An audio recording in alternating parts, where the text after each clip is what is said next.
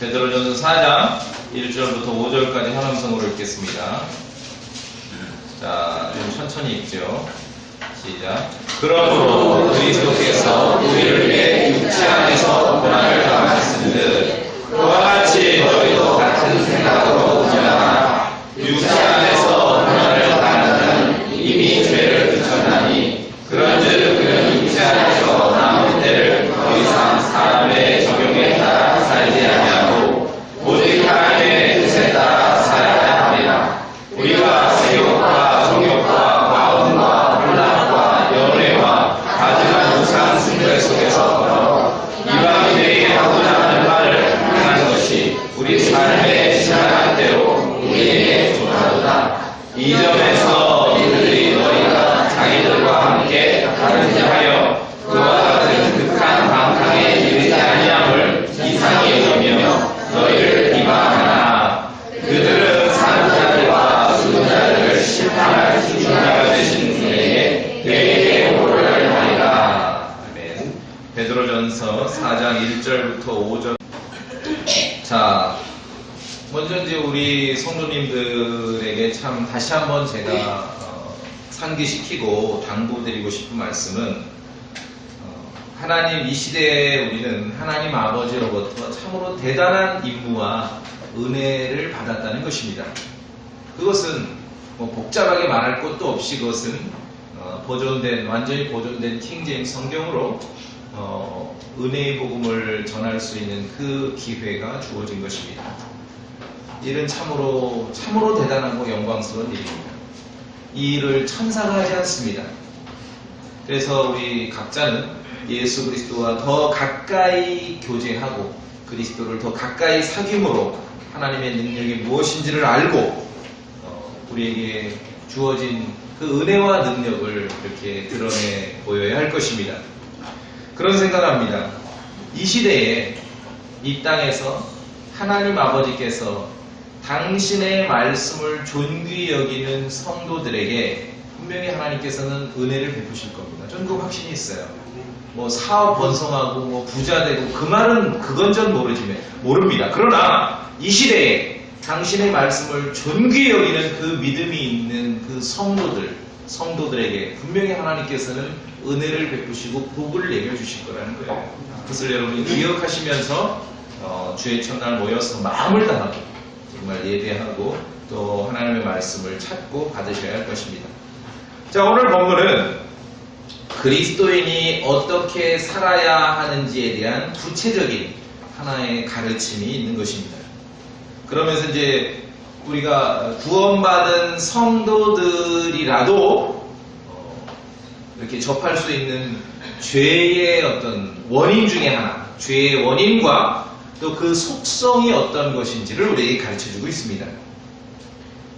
그래서 구원받은 그리스도인은 둘 중에 하나, 그러니까 구원받은 그리스도인이 살아가는데 오늘 성경은 아주 간단히 정리합니다.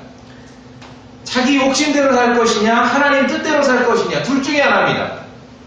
2절에 있죠. 2절에 그는 육체 안에서 남은 때를, 우리가 구원받고 났는데도 계속 육체 안에 살아갑니다. 그렇죠? 구원받았다고 해서 육체를 벗어나는 게 아닙니다. 구원받고 나서도 육체 안에 남은 때를 더 이상 사람들의 정욕대로 따라 살지 아니하고, 이게 원래 우리 본 모습이에요. 본 모습이죠. 그렇게 하지 않고 어떻게 합니까? 하나님의 뜻에 따라 살아야 되라. 둘 중에 하나입니다. 신앙을 복잡하고 어떤 영적 생활을 막 혼잡스럽게 만들면은 경우의 수가 많다라고 생각해요. 그러니까 신앙이 단순하지 않고 복잡합니다. 아닙니다. 그냥 둘 중에 하나입니다. 사람의 정욕, 여기서 이제 정욕이라는 것은 그 인간의 어떤 본성, 육신에서 나오는 모든 그런 욕망과 욕심을 말하죠. 결국은 자기 욕심대로 사느냐 하나님 뜻대로 사느냐 둘 중에 하나입니다. 둘 중에 하나. 둘 중에 하나예요. 하나님의 뜻대로 산다는 것은 기록되어 있는 하나님의 말씀에서 우리에게 말씀하신 그 하나님의 말씀대로 그렇게 순종하고 믿고 살아가는 것이고, 자기 욕심대로 살아가는 것은 육신의 그러한 욕망과 그 욕심 따라 살아가는 것. 둘 중에 하나입니다. 둘 중에 하나. 사람들은 착각해요. 자기 욕심대로 살아가는 건 전부 무도하고 막 패역한 일만을 한다고 생각하는데 아닙니다. 그건 아닙니다. 자기 욕심대로 살아가도 보기에 착한 일을 할 수도 있어요.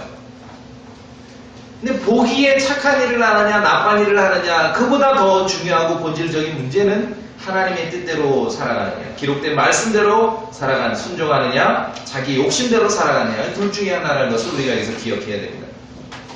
자, 그럼 이게 왜 단순하고 간단하지만도 중요한가? 둘 중에 하나입니다. 구원받기 전에, 하나님의 아들이 되기 이전에 우리의 상태, 우리의 삶의 특징을 정리해보자면 딱 이겁니다. 육신의 욕심대로, 욕망대로 사는 거예요. 육신의 욕심대로, 욕망대로. 그저 자기가 원하는 대로, 자기가 하고 싶은 대로 살아가는 것이 우리가 이전에 예수 그리스도 밖에 있을 때의 모습이라는 것입니다. 먼저 성경을 봅시다. 에베소서 2장.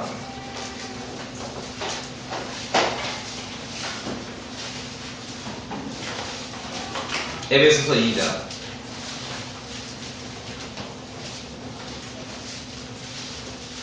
2장 2절을 읽을 때 제가 한번 보겠습니다. 여러분은 지나간 때에, 그러니까 그리스도 밖에 있을 때, 구원받기 전에 그 이야기라는 것을 잘 염두에 두시면 됩니다. 2장 2절에 지나간 때에는 너희가 그것들 가운데서, 그러니까 범법과 죄들 가운데서죠, 이 세상의 행로를 따라 걸으며, 세상의 행로를 따라, 그러니까 세상 유행 따라 사는 겁니다. 유행 따라. 공중의 권세 잡은 통치자, 곧 지금 불순종의 자녀들 가운데서 활동하는 영을 따라 걸었느니라. 그러니까 세상의 행로에 따라, 세상이 정해준 대로, 세상 유행 따라 사는 것이 그저 자기가 원하는 대로 살아간다라고만 생각합니다, 사람들은. 그러나 성경은 영적으로 봐서 그것은 공중의 권세 잡은 통치자, 그 어떤 나쁜 사악한 영에 따라, 영이 시키는 대로 살아가는 삶이라는 것을 우리에게 가르치고 있습니다. 그 다음에 이제 3절을 우리 같이 읽어보겠습니다. 여기서도 이제 지나간 때에도 시작하죠. 시작. 지나간 때에 우리도 다 그들 가운데서 우리 육신의 욕심 안에서 생활하며 육신과 생각의 욕망을 이루어 다른 사람들과 같이 본래 진노의 자녀들이었으나, 왜 신앙생활을 하면서 우리가 이제 뭐 하면은 마귀 탓을 하는 경우가 있어요. 마귀 탓. 이게 좀 애매한데요. 맞습니다. 물론 이제 본질적으로 우리가 짚고 넘어가면은 그 배후에 어떤 그 지나간 때, 그리스도 밖에서 구원받지 않고 살아가는 삶의 그 배후에, 가장 밑바닥이 그 배후에는 공중권세 잡은 자, 마귀가 도사리고 있지만도, 그럼 마귀 탓으로 다 끝나느냐? 그게 아니라 3절에 말하는 거, 2절에서 이제 마귀가 있다고 하지만 3절에서 그 지나간 때의 우리의 삶에 실제적으로 드러난 모습은 어떻게 되는 거예요? 육신의 욕심, 육신의 생각, 욕심과 생각의 욕망, 그러니까 욕심과 욕망을 이루는 삶으로 이렇게 표현된다는 것입니다. 육신의 욕심과 욕망을 이루는 삶, 자기 뜻대로 살아가는 것이죠. 자기 뜻대로. 그것이 이제 영적으로 어떤 깊은 곳으로 들어가 보니 악한 영들이 도사리고 있지만도, 악한 영들이 활동하는 것이 그 마귀로 드러나는 것이 아니라 그런 타고난 육신의 욕심과 욕망을 이루어 살아가는 그 모습으로 들어간다는 것입니다. 무슨 말씀이냐면은, 그저 인간의 육신은 더 편한 것을 추구합니다. 더 즐거운 것을 추구해요. 그게 목적이에요. 육신이 원하는 것은. 여러분, 잠을 더 자는 거를 좋아하세요? 덜 자는 것을 좋아하세요? 나 잠 좀 계속 줄여야 되겠어. 그게 아니라 더 자는 게 우리 육신에 들어맞죠? 더 편하고 더 즐겁고자 하는 것이 육신. 그러면은 마귀의 실체를, 영적인 실체를 인정을 안 하더라도 그냥 그렇게 살아가는 사람들은, 그것을 성경에서는 지금 영적인 세계로 들어가자면 어떤 그 스피릿, 악한 영의 그런 실체, 존재가 거기에 도사리고 있다는 것인데, 그것이 그냥 인간의 삶 속에서는 막 갑자기 마귀가 무슨 보자기 쓰고 드러나고 나타나고 그런 게 아니라 그저 그냥 육신이 원하는 대로 더 편하고자 하고 더 즐겁고자 하고. 그렇죠? 일주일 내리 놀았는데 일요일날 일찍 챙겨서 옷도 갈아입고 머리도 감고 샤워하고 예배당 오려면은 이게 사실 때로는 귀찮고 즐거운 일은 아니에요. 우리 육신은 그렇게 그런 걸 원합니다. 그럼 거기에 지고 그대로 이렇게 가면은 그건 믿음으로 사는 삶이 아니라는 것이죠, 성도에. 그러니까 에베소 2장을 통해서 이전에 우리의 삶이 어떤지를 보여주는 것입니다. 육신은 편한 걸 원하고 즐겁고자 하고 더 편하게, 더 즐겁게, 더 배부르게, 더 안락하게, 이것이 육신의 길이라는 것입니다. 육신의 길. 인간 문명은 그쪽으로 발달하는 것이에요. 비즈니스를 할 때 무엇을 만들고 창안할 때 사람들의 몸을, 육신을 불편하게 만들면 그거는 성공하기 어려워요. 그러지 않습니까? 더 편하게 만들어줘야 되고, 더 즐겁게 만들어줘야 되고, 더 배부르게 만들어줘야 되고, 이게 인간의 본성이고 육체라는 것이죠. 그런데 그것은 지나갈 때에 그렇게 추구하고 살던 삶은 지나갈 때에 그렇다는 거죠. 진노의 자녀였을 때 공중에 권세 잡은 그 통치자, 그 영 속에, 그 나쁜 악한 영 아래에서 우리가 살던 시절의 그런 모습이라는 것입니다. 그런 모습. 그런데 구원받은 이후 성도의 삶도 그저 육신의 욕심과 욕망대로 살아간다면 그건 좀 오늘 문제가 있다라고 오늘 베드로전서에서는 좀 우리에게 제지를 하는 거예요. 생각해봐야 돼요. 브레이크를 거는 것이죠. 브레이크를 거는 것이죠. 사도 바울은 뭐라고 했냐면은 바울이 한 얘기입니다. 내가 내 몸을 억제하고 복종시킨다. 왜 그러냐면은 다른 사람에게는 복음을 전한 뒤에 자기는 버림받을까 염려가 된다 그랬어요. 버림받을까 걱정이 된다. 사도 바울이 한 얘기입니다. 하나님의 신실한 일꾼이었고 성경을 14번이나 기록했던 사도 바울이 한 말이 자기가 자기 몸을 억제하고 복종시키는데 왜 그러냐면은 다른 사람에게 복음을 전한 뒤에 자기가 버림받게 되지 않을까. 왜? 육신의 특징과 속성이 그대로 남아있기 때문에. 구원받은 이후 여러분 육신이 벗어났습니까? 그런 예전에 이제 그런 간증들 한두 자락씩은 들은 적 있죠. 예수님 믿고 구원받고 나니까 건강해진 것 같고 키도 크는 것 같고 잘생겨진 것 같고 눈도 원래 째졌었는데 막 눈이 예뻐진 것 같고 막 쌍꺼풀도 되고 얼굴에 피부도 트러블이 많았는데 막 피부이 좋아지는 것 같고 그럴 수도 있겠지만 그냥 그럴 수도 마음이 편해지고 어떤 소망을 갖게 되니 일시적으로 그럴 수도 있겠지만 그냥 덕담으로 하는 소리예요. 아시겠어요? 인간의 육신은 날마다 어떻게 돼요? 죽음을 향해 가는 거죠. 성경이 가르치는 건 우리의 지금 속사람을 말하는 것이죠. 겉사람을 얘기하는 게 아니에요.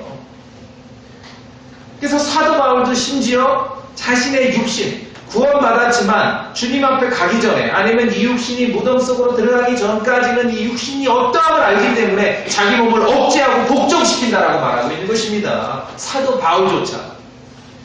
그러면은 바울인의 모든 크리스찬들을 줄을 세운다면은 사실 사도 바울보다 더 우월한 사람, 더 나은 그런 크리스찬은 없을 거 아닙니까?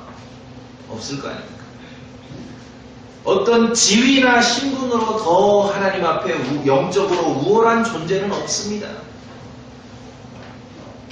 왜 소위 유명한 종교 지도자들이 먼저 타락의 길을 갈 수밖에 없는가? 그 자리에 있으면은 자신의 육신은 초월한 듯이 육신을 떠나 영 안에 거한 듯이 착각을 하기 때문에 바울처럼 자신의 몸을 억제하고 복종시키지 않았기 때문에 더 빨리 타락의 길로 접어들게 되는 것이에요. 우리가 구원받기 이전에 어떤 삶을 살았는지를 잘 기억할 때 그럼 성경이 당부하는 것은 지금 우리의 그리스도인의 삶이 어떠해야 함을 여기서 다시 한번 기억할 수 있는 것입니다.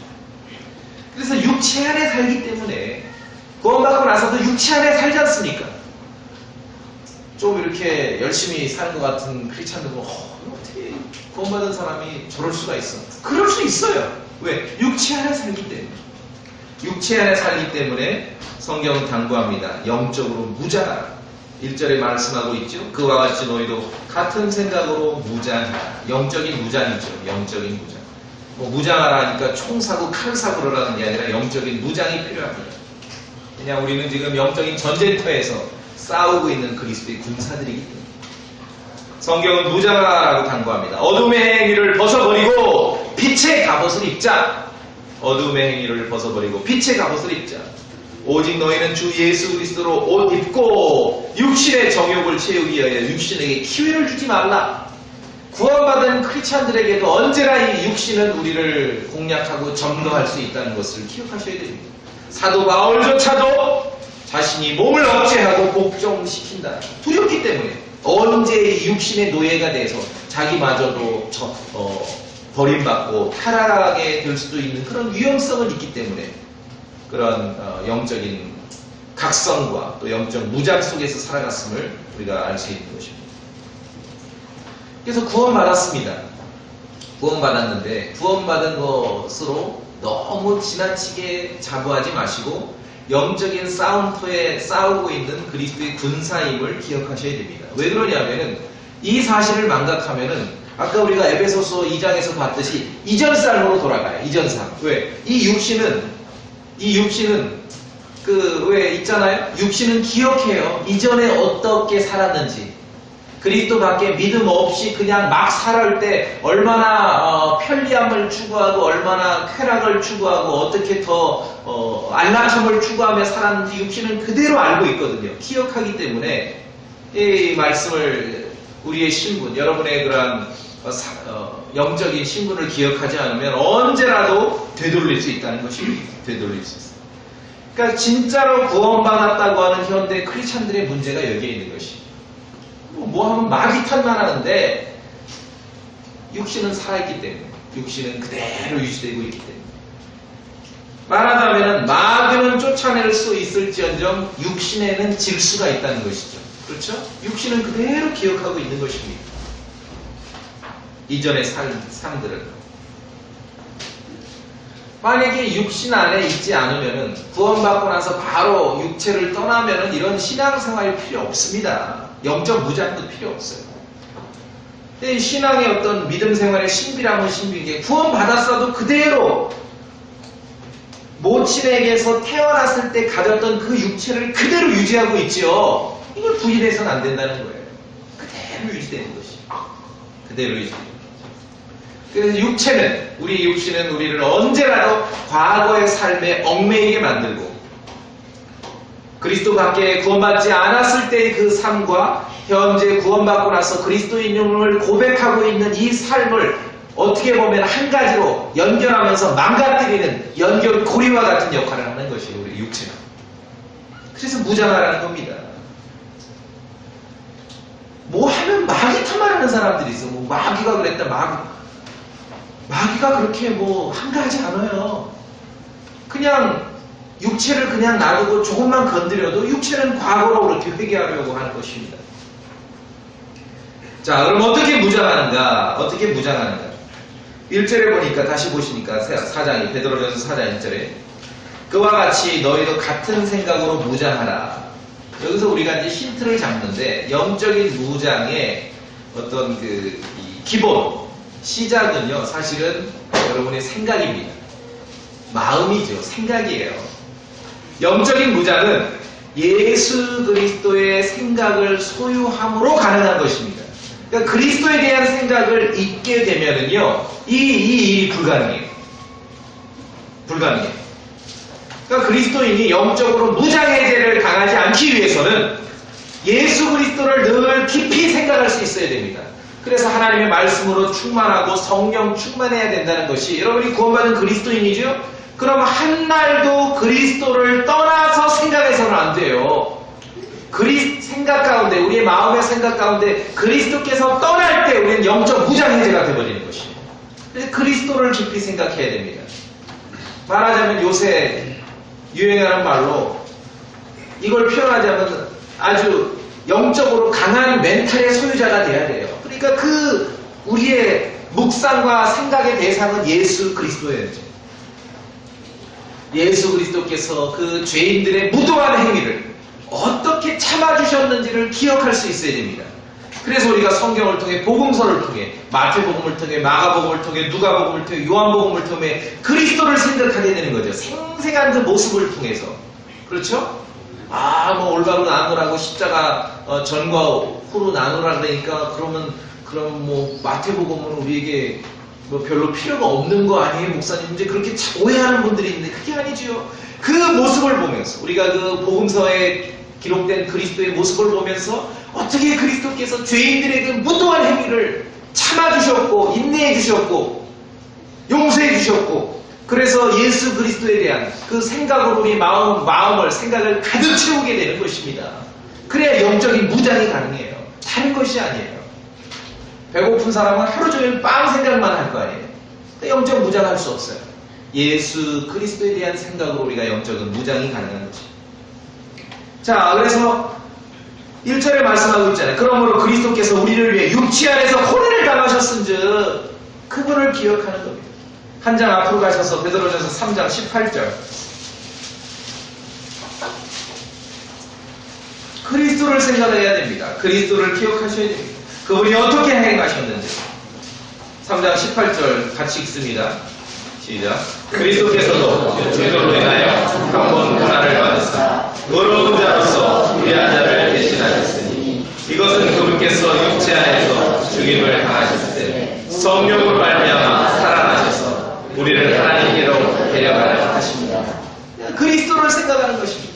예수 그리스도를 깊이 생각하라 그랬습니다. 이게 묵상입니다. 성도라면은 그러한 경험들이 있고 그러한 경험들이 쌓이고 누적될 때 이 영적으로 이 생각이 무장되게 되는 거예요. 그럼 세상 유행 따라 살아가지 않고 이전에 살았던 그 삶으로 끌어다니려고 하는 그런 육체의 그런 유혹 가운데 넘어가지 않게 되는 것이죠. 그래서 이제 영적인 무장을 할 때 왜 이렇게 막 전신 갑옷을 입는다 그랬을 때 왜 구원의 투구라 그러잖아요. 구원의 투구. 우리의 생각을 보호하는 거예요. 투구는 헬멧이죠. 구원의 투구. 그리스도를 깊이 생각하게 되는 거죠. 그리스도를 깊이 생각하셔야 돼요. 말씀을 읽으면서 신약 성경 특히 이제 복음서를 읽으면서 그리스도를 깊이 생각하게 돼요. 주님이 이렇게 행하셨구나. 이렇게 말씀하셨고 사람들의 이런 행위들을 이렇게 참아주셨고 그래야 생각이 지치지 않고 기진하지 않습니다. 성도라도 육신을 입고 살아가기 때문에 어느 순간 옳은 일을 하고 이렇게 선한 행위를 하다가도 왜 기운이 빠질 때 있죠. 자포자기 상태가 돼요. 이건 뭐 누구나 다 경험할 수 있는 일입니다. 바로 그 순간, 그 위기의 순간, 아이고 나도 이제 모르겠다 하고 탁 놔버리려는 그 순간에 정말 하나님의 도움과 주님의 권능을 체험하기 위해서 우리가 영적 무장으로 살아가야 되는 거예요. 필요 없을 것 같지만 기진하고 지치는 순간이 있다는 것입니다. 그렇죠? 그 순간에 주의 은혜와 능력을 경험하기 위해서 별일 없을 때, 별일 없는 것처럼 느껴질 때 주님을 깊이 생각하시고 하나님의 말씀으로 반복해서 읽고 반복해서 말씀을 내 마음 가운데 생각 가운데 입력시키고 주입시킴으로 그 위기의 순간 이 말씀이 나를 붙잡는 그런 경험들을 하게 되어야 한다는 것입니다. 그게 우리가 해야 될 삶이에요. 그게 무장하라는 것이에요. 무장. 반복해서 성경을 읽고요, 입력하고 주님을 생각하고 그렇죠? 말씀을 통해 그렇게 무장할 때 그 위기의 순간 다 기진하고 지쳐서 놔버리고 싶은 그 순간에 주님을 떠올리고 생각하게 되고 다른 사람들을 생각할 수 있게 되고 그렇게 되는 것이 영적인 무장을 해요. 자, 이게 이제 실제적으로 왜 중요하냐면은 구원받았어도요. 우리의 육신의 특징이 있습니다. 육신은 계속 그냥 있는 게 아니라 막 움직입니다. 계속 모든 것들을 육신을 더 편리하게 만들고 안락하게 만들고 편하게 만들고 즐겁게 만들고 기분 좋게 만드는 모든 것들을 다 내 것으로 끌어다니려는 그런 욕망이 있는 거예요. 이게 이제 러스트, 정욕이라는 거예요. 다 끌어다니려는 그런 욕망이 있는데 육신의 그런 속성과 특징이 있는데 이 육신의 욕심과 욕망대로 그냥 살도록 옛 습성대로 그렇게 살도록 두면은요 결국은 그리로 돌아가는데 중요한 거는 그리로 그냥 한번 이렇게 돌아갔기 때문에 뭐 심각하다 물론 그것도 있지만 그거보다 더 심각한 것은요 한이 없어요. 아시겠죠? 육신의 이 욕심과 욕망은 끝이라는 게 없어요. 끝이라는 게 멈추지 않는다니까요. 멈추는 건 하나예요. 육신이 무덤 관 속으로 들어가는 것 이외에는 안 멈춥니다. 그 욕심과 욕망. 이게 그리스도인의 진짜 삶이죠. 그걸 알고 우리가 그래서 말씀에 순종하고 우리가 주의 첫날 모여서 예배 드릴 때 딴소리 하지 않고 또 하나님의 말씀으로 우리가 충만할 수 있는 그런 기회를 갖고자 하는 것입니다. 그래서 아이들을 키우지 않습니까? 어릴 때 올바른 훈육이 필요하죠. 귀엽다고 아이를 그냥 놔두면은요 아이들의 욕심, 애들도 지들이 하고 싶은 그게 있거든요. 육신이 있기 때문에 귀엽다고 그냥 놔두면 아이들의 욕심과 욕망은요 한도 끝도 없어요. 나이 먹어도 그렇게 하는 거예요. 육신의 욕망은 한계가 없어. 한계. 끊임없이 가는 것이 끊임없이. 그래서 적절한 그러한 통제와 훈육이 필요하다는 것이죠. 이 영적으로도 마찬가지예요. 그리스도인.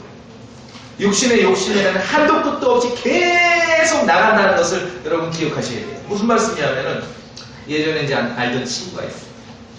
야, 우리가 이게 젊어서 구원받고 그리스도인이 됐고 또 다른 사람들은 모르는 이 정말 하나님의 말씀, 보존된 성경을 알게 됐는데 야, 너 좀 사업하고 좀 이렇게 돈도 벌고 여유 있으면 우리가 이 사역에 정말 마음을 쏟고 뭐 좀 후원도 하고 그럴 필요가 있지 않겠느냐. 동의해. 오케이. 잘 그러겠다. 그런데 지금 그러는 게 아니라 좀만 기다려. 내가 더 열심히 일해서 돈 벌고 기반을 잡은 다음에 내가 일단 전폭적으로 후원하겠다. 어떤 일이 벌어질까요? 죽을 때까지 기반 안 잡혀요. 여러분 아세요? 사업은요. 사업하는 사람 관점에서는 죽을 때까지 기반 안 잡혀요. 지금 해결해야 되는 거예요. 지금. 오늘 당장 해결해야 되는 것이에요. 미루면 안 돼요. 육신은 한도 끝도 없이 가거든요. 아, 조금만 기다려. 내가 요것만. 육신은 그렇게 만족스럽지 않습니다. 그렇게 해결되지 않습니다. 우리 한 구절 더 보고 갈까요? 잠언, 구약으로 갑니다. 잠언 27장.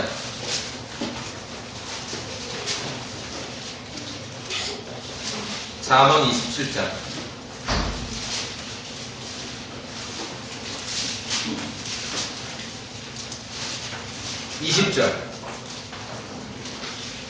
자, 잠언 27장 20절 읽습니다. 같이 읽습니다. 시작. 지옥과 멸망이 결코 가득하지 아니하는 것 같이 사람의 눈도 결코 만족하지 아니하느니라. 그렇죠?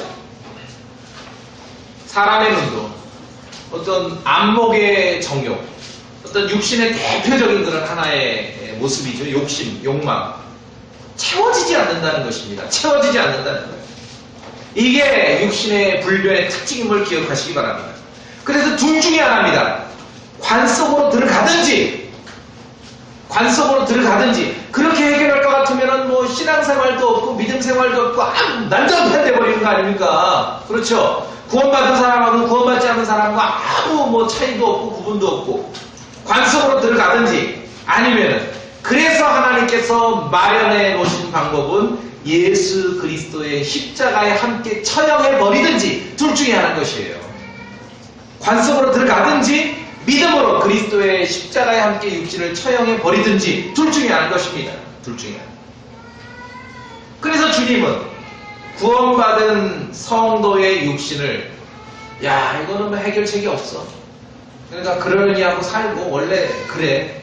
그러니까 관 속으로 들어갈 때까지는 대책이 없어. 그렇게 살아가지 않으시고 구원받은 성도들의 육신이 예수 그리스도의 십자가에 함께 처리됐음을 그렇게 선언하셨고 그 사실을 믿음으로 받아들이고 살라고 말씀하신 것입니다. 여기에 우리의 신앙생활인 것이죠. 여기에 우리의 신앙생활. 전도서에도 보면 눈은 보는 것으로 만족하지 아니하고 그렇죠? 우리의 어떤 육신의 특징을 그대로 말씀하고 있죠. 눈은 보는 것으로 만족하지 아니하고 귀는 듣는 것으로 채워지지 아니하는도다. 끊임없습니다. 끊임없어요. 끊임없어요. 끊임없어요. 한계가 없다는 거예요. 한계가 없어요. 아이들이 이제 좋은 노래를 이렇게 듣고 다녀요. 그러면은 엄마가 이제 그만 좀 들었으면 좋겠어. 좀 말하자면 귓구녕 좀 그만 좀 틀어막고 다녔으면 좋겠다 하는데, 그럼 아이들이 얘기를 요 노래만요, 요번에 새로 나온 노래인데 요 노래만 듣고 내가 그렇게 받아들이겠다 그렇게 얘기해요. 거기는 엄마는 속아요. 왜? 새로운 노래는 끊임없이 나오거든요. 죽을 때까지 나오게 돼 있어요. 그러니까 오늘 해결해야 되는 거예요. 오늘 미루면 안 돼요. 이 육신의 그런 특징의 그 특징에서 나오는 욕심과 욕망은 미루면 안 돼. 그냥 오늘 해결해야 되는 것이에요. 전도서 6장에도 사람의 모든 수고는 그의 입을 위한 것이라 식욕은 채울 수 없느니라. 느껴지시죠? 가끔 이제 용돈이 생기면은 아이들 데리고 이제 좋은 거 먹으러 가요. 뭐 다 먹자고 하는 일인데 좋은 거 먹어야죠. 5,000원짜리 안 먹고 이제 좀 좋은 거 먹으러 가요. 그럼 먹으면서 좋은 음식을 먹는데 한 10분만 지나면은 마음에 슬픔이 와요. 왜? 저녁에 또 먹어야 되는구나. 점심에 아무리 좋은 걸 먹어도 저녁에 또 먹어야 되죠. 전도서 말씀에 식욕은 채울 수 없느니라. 이게 우리의 육신의 특징이라는, 끝없이 갑니다. 끝없이 가요. 그러니까 미루면 안 되는 거예요. 미루면 오늘 해결해야죠. 오늘. 그렇죠? 미루면 안 돼. 그래서 심지어 사도 바울조차도 뭐라고 말했습니까?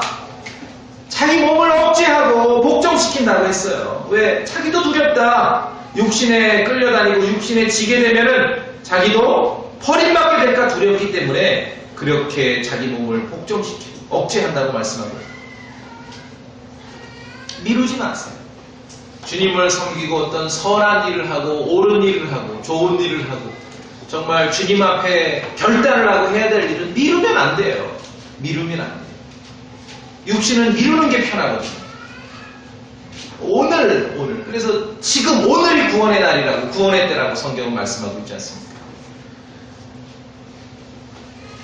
자, 이제 좀 더 이제 우리가 이 육체의 욕망의 어떤 특징, 우리가 접하고 있는, 처하고 있는 이 육신의 욕망과 욕심의 그런 특징을 좀 더 이제 깊이 한번 더 살펴보겠습니다.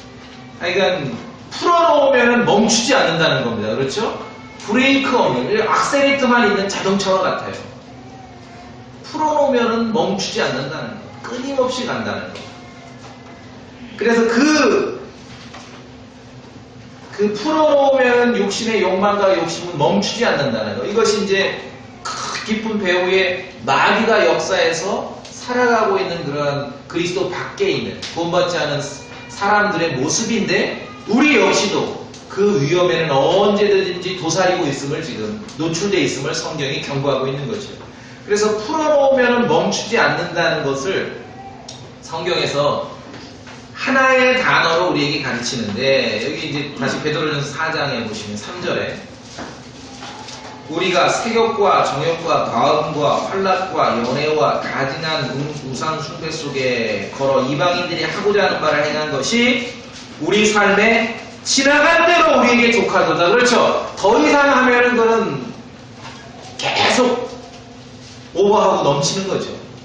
그래서 성경적 용어로 그 육신의 욕심과 욕망의 특징을 딱 한 단어로 말하자면은 과도함입니다. 과도함. 애들 말로 오버한다 그러죠? 오버하는 거예요. 이게 어떤 우리가 죄를 범하고자 하는 육신의 욕심과 욕망의 특징이라는 거, 과도함. 영어로 excess래요, excess. 자, 3절에 다시 보시면 뭐 세욕, 정욕, 과음, 환락, 연애 이런 거죠? 다 뭔가가 과도한 거예요. 과도한 거. 특히 3절에서 과음 보셔요. 과음에 밑을 봐야 되겠죠? 과음이 뭐예요? 과도한 거예요. 와인을 너무 많이 마신 거예요. 자, 여기서 잘 들으세요. 중요합니다. 저는 오늘 성경에서 술에 대해서 말할 때 마셔라, 마시지 말라 이 말을 오늘 강조하고자 하는 게 아닙니다. 이건 이제 이 얘기를 잘못 들으니까 예전에 어떤 사람, 저 목사는 뭐 술을 마셔도 된다고 한단다. 나 그런 얘기 한 적 없어요. 우선순위를 말하는 것이에요. 성경에서 지금 알코올을 말할 때 마시지 말라, 마셔라보다 더 중요하게 얘기하고 있는 게 있습니다. 그것은 뭐냐면은 그게 알코올이라 할지라도, 알코올인들, 심지어 알코올이 아니라 오렌지 주스라 할지라도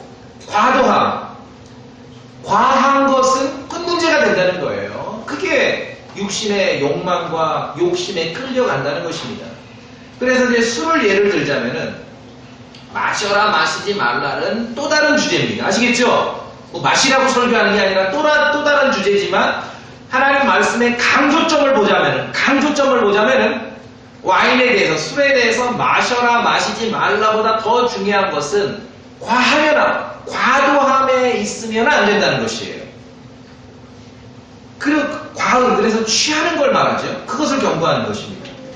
거기에는 과도함이 있기 때문에 그것으로 채우지 말고 성령님으로 충만해야 된다라고 성경은 우리에게 가르치는 거예요. 그래서 여기 3절에서 말하는 색욕이나 정욕이나 과음이나 환락이나 연애, 가증한 우상 숭배가 너무 지나치게 나간 그 특징을 우리에게 보여주고 있는 것입니다. 그 말씀드렸죠? 육신의 욕망과 욕심은 한도 끝도 없이 나가버린다고. 그것을 딱 하나의 표현으로 잡아서 설명하자면 과도함입니다. 익세스. 지나친 거예요. 그러니까 리미트가 있죠. 한계. 고속도로 100km, 110km. 어제 왔던 그 학생 놀래요. 그래가지고 언제 가냐고. 쟤네는 무제한이잖아요.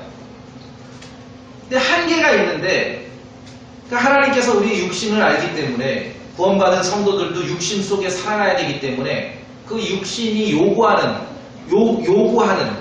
그 기본적인 그런 필요들이 한계, 그런 제한 상황 안에서 그 선 안에서 이루어질 수 있도록 하나님이 허용해 놓으셨습니다. 그건 나쁜 거 아닙니다. 근데 문제는 그것을 넘어서는 것이에요. 넘어서는 거. 여기에 이제 문제가 있다는 것입니다. 그걸 아셔야 돼요. 이걸 우리가 받아들일 수 있어야 됩니다. 그러니까 성도들의 문제는 여러 가지가 있지만 대부분 육신과 관련해서, 우리의 이 육신과 관련해서 나타나는 그러한 죄나 어그러짐의 모든 문제는 과도함이라는 것입니다. 익세스의 과도함. 그러니까 와인에 대해서 경고하면서 오늘 와인을 마시냐 안 마시냐보다 더 먼저 우선적으로 강조하고 있는 것은 과도함에 빠지지 말라는 것이요. 과도함.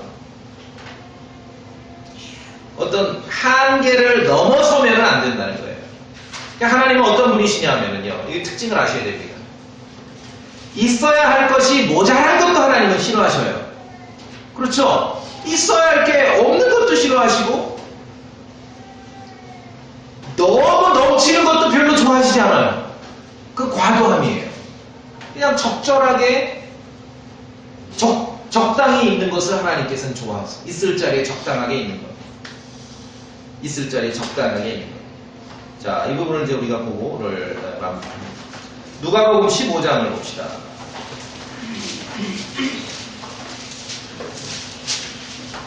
누가복음 15장. 이제 탕자의 그 비유인데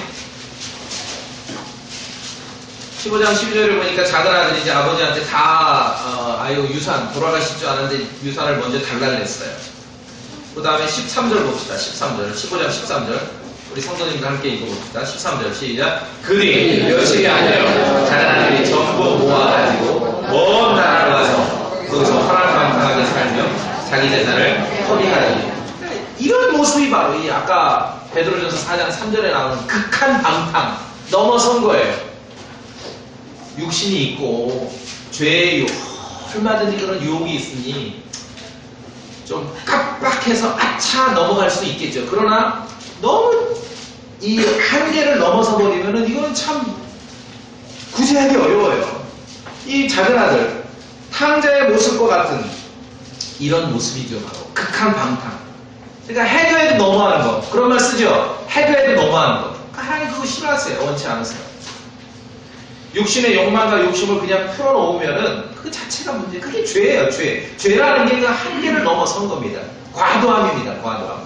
끝까지 가게 돼 있어요. 이 육신의 욕망과 욕심은 육신이 관 속으로 들어갈 때까지 그냥 가게 돼 있어요. 멈추지 않습니다.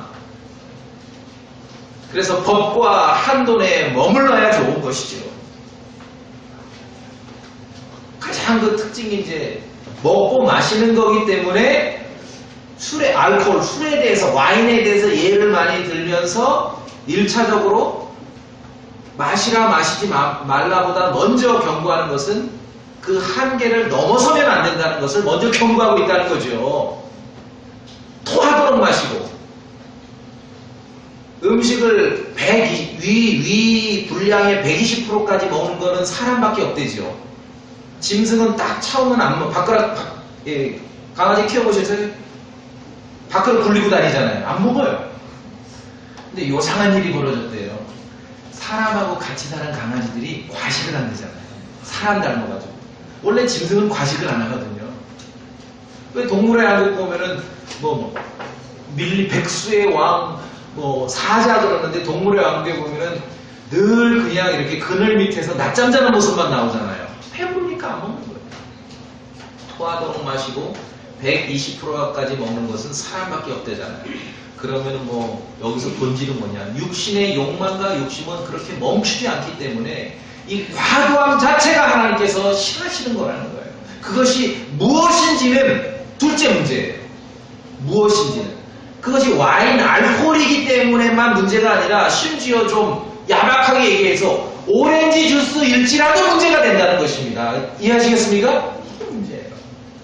그래서 서기관들, 바리새인들 들고 예수님께서 책망하실 때 너희에게 화가 있을지어다 너희가 잔과 대접의 겉은 깨끗이 하되 그 속은 강탈이 있고 강탈이 있는 것은 이해가 되는데 이 종교 위선자들이 책망받는 내용에 강탈과 하나 더 말씀하신 게 과도함으로 가득하다.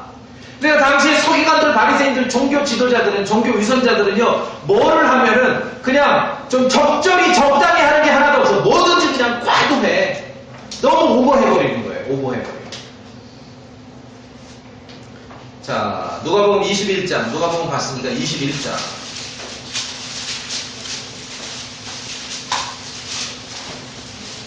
자, 그래서 무슨 말씀이냐면요. 이제 아이들 게임 하잖아요. 요새 PC로 게임하는 경우는 거의 드물고 스마트폰으로 게임하는데 손에 스마트폰이 있는데 안 하기는 어렵죠. 그렇죠. 중요한 것은 엄마들이 잔소리를 하는 거는 절대 하지 마라. 두 번 다시 하면 손가락을 부러뜨리겠다 이 얘기가 아니라 엄마들이 볼 때 상식선에서 과도함을 넘지 말라는 거예요. 그렇죠? 과도하지 말라는 거예요. 과도하지 말라는 거예요. 무엇이든지 마찬가지입니다. 하나님 아버지께서 우리를 보실 때도 마찬가지예요. 자, 무엇을 마시고 먹고 마시는 게 문제가 아니지요. 그러나 적절히 먹는 거죠. 매끼니 120%까지 먹는 건 그게 죄라는 거예요. 죄라는 거예요. 누가복음 21장 34절. 여기 보시면은 킹제임스 성경에만 들어있는 아주 깜짝 놀랄 만한 단어가 있습니다. 우리가 누가복음 21장 34절을 우리 소리내서 함께 읽어보겠습니다. 시작. 너희는 스스로 정의하라. 그렇지 않으면 언제라도 너희 마음이 가식과 술 취함과 이 세상 삶의 염려로 무겁게 되어 하나님 알지 못하게 너희에게 임할까 염려하노니. 자, 여기에 특징이 있습니다. 특징이 있어요. 첫째, 과식. 야, 이거 놀랄 일이 아닙니까? 예수님께서 경고하십니다. 과식. 먹되 너무 먹은 거지요. 먹지 말라는 게 아니라 너무 먹지 말라는 거죠. 두 번째, 술 취함. 마시되 어떻게 한 거예요? 너무 마신 거지요. 그래서 이 킹제임스 성경이 drunkenness라고 하는데요. 제가 볼 때는요. 하여간 그게 꼭 알코올만이 아니라 너무 마신 게 다 문제가 되는 거예요. 너무 마시면 안 돼요. 과한 거. 그 다음에 이 세상 삶의 염려. 좀 우리가 세상에 살고 있으니 좀 걱정도 되기도 합니다. 그런데 중요한 것은 무겁게 돼요. 오버차지. 과적을 한 거예요. 과적. 이해하십니까? 왜 주요 국도 다니다 보면은 과적 단속하는 그 검문소 있지 않습니까? 그럼 성도의 마음이 세상의 염려로 과적이 돼버린 거예요. 너무 지나치게 한도 끝도 없이 먹고 한도 끝도 없이 마시고 염려도 세상 것으로 한도 끝도 없이 과적돼 버리면은 거기서 멈추는 게 아니라 거기서 끝나는 게 아니라 주님의 다시 오심에 대해서 전혀 생각하지 않고 살게 된다는 것입니다. 넘치는 악 속에서 살아가는 사람들은 예수 그리스도 앞에서 심판받을 날, 회개보고 해야 될 날이 있음을 망각하고 살게 된다는 것이에요. 이게 우리에게 가르쳐주는 오늘 성경의 진리예요. 육신은 끝이 없다. 육신의 욕망은 멈춰야 된다. 제어해야 된다. 복종해야 된다. 그런데 지나쳐요. 한도 끝도 없이 막 한계를 넘어서 버리고 그렇게 살게 되면 어떻게 되는가 하면 주님 오시는 거에 대해 재림에 대한 소망이 없게 살게 되는 거예요. 소망이 없어요. 그리스도인인데 콩만 탄다고 하는데 어떻게 저렇게 살아갈까? 심판받을 게 두렵지 않은가? 과적이 된 거예요. 이미 세상 것으로 그 마음이 과적된 거예요. 과적된 거예요. 결산해야 될 날, 그리스도 앞에서 회개보고 해야 될 날이 있음을 전혀 기억하지 않고 살게 된다는 것입니다. 그 경고를 오늘 하고 있는 거예요. 너희 마음이 과식화, 술 취함과 전부 지금 뭐하는 거죠? 이 세상의 삶의 염려로 무겁게 돼요. 과적했습니다. 그렇게 되면 그날이 알지 못하게 돼 너희에게 임할까 염려. 그 특징은 주님 오실 것에 대해서 회개보고 해야 될 것에 대해서 전혀 염려하지 않고 살게 되는 그러한 모습이 되는 거예요. 그냥 막 살게 되는 거죠. 육신의 욕망과 욕심을 시키는 거예요. 알코올뿐만 아니라 과일을 많이 먹은 것도 문제죠. 대표적인 예가 누구예요? 아담이지 않습니까? 아담. 와인에 취해서 나자빠진 노아나 하나님께서 금하신 과일을 지나치게 먹은 아담이나 오히려 죄의 밀도로 보면 아담이 더 높거든요. 과일을 먹었는데. 이게 과도함이 있습니다. 그렇게 지나치게 육신의 욕망과 욕심 속에 살게 되면은 오늘 본문에서 있는 것처럼 산자와 죽은 자들을 심판할 준비가 될 그분 앞에 회개보고 해야 되는데 그날을 망각하고 살게 된다는 거예요. 그러니까 정상적인 그리스도인은요, 믿음 생활하는 크리스찬들은 예수 그리스도 앞에서 회개보고 할 날이 있음을 기억하고 살게 되는 거예요. 이게 정상적인 것이에요. 자, 그래서 결론으로 성경은 절제라는 거, 이 과도함이라는 단어도 있는 반면 절제라는 단어도 있어요. 옛날 중국에서는 중용이라고 했죠. 그러니까 절제는 뭡니까? 아무리 좋은 것도 적절함을 유지할 수 있어야 된다. 적절함. 아무리 좋은 것도, 아무리 좋은 음식도 적절함. 그래서 이 비싸게 주고 가는 뷔페라는 게요, 사람을 좋게 만드는 것 같진 않아요. 그렇죠? 같은 값에 보니까 음식이 좋으니까 어떻게 돼요? 뷔페 가다 과식하고 오지 않습니까? 뷔페 갔다 오면 저녁 안 먹잖아요, 대부분. 라면 끓여 먹든지. 또 이게 절제를 못하게 만들어요. 하나님께서 이스라엘 자손들에게 비를 내려주실 때도 적절하게 내려주셨어요. 비가 많이 와도 문제고 적게 와도 문제죠. 그게 하나님의 특징이라는 것입니다. 교회의 성도들에게 옷을 입는 것에 대해서도 여자들은 단정한 옷으로 자기를 꾸미래. 꾸미긴 꾸미되 단정한 옷으로 꾸며라. 그게 무슨 말이냐 하면은 가려야 될 부분을 가리고 내놔도 될 부분은 내놓고 그것을 아는 것이 단정한 옷의 적절함이라는 것이죠. 근데 성도는 적절함을 알아야 됩니다. 믿음이 있습니까? 믿음이 있다면 덕을 세우셔야 됩니다. 덕이 있으면 지식을 이루어야 됩니다. 그러나 그 믿음도 덕도 지식도 절제로서 제어받을 수 있어야 됩니다. 아무리 좋은 것도 절제해야 된다는 것이죠. 그래서 빌립보서 4장 5절에 너희의 절제를 모든 사람이 알게 하라. 주께서 가까이 계시느니라. 딱 들어맞죠? 왜 절제를 얘기하면서 주님이 가까이 있다고 얘기하는 것입니까? 육신의 욕망과 욕심은 끊임없이 가는데 그 욕심대로 한도가 없고 정말 그 지나침 속에서, 그렇죠? 지나침 속에서, 과도함 속에서 살다 보면 어떻게 된다 그랬어요? 예수님 다시 올 것을 망각하고 살게 된다 그랬죠? 그렇기 때문에 너희의 절제를 모든 사람이 알게 하라. 주께서 가까이 계시느니라. 결론. 육신은 흥청됨으로 표현되고 믿음은 절제됨으로 표현됩니다. 이것만 기억하시면 됩니다. 육신은 흥청됨으로 표현되고 믿음은 절제됨으로 표현됩니다. 같이 일어나세요. 기도하실 때 여러분 정말 과도함이 아니라 아무리 좋은 것도 절제하는 그리스도인으로 살아가도록 그렇게 오늘 은혜를 구하시기 바랍니다.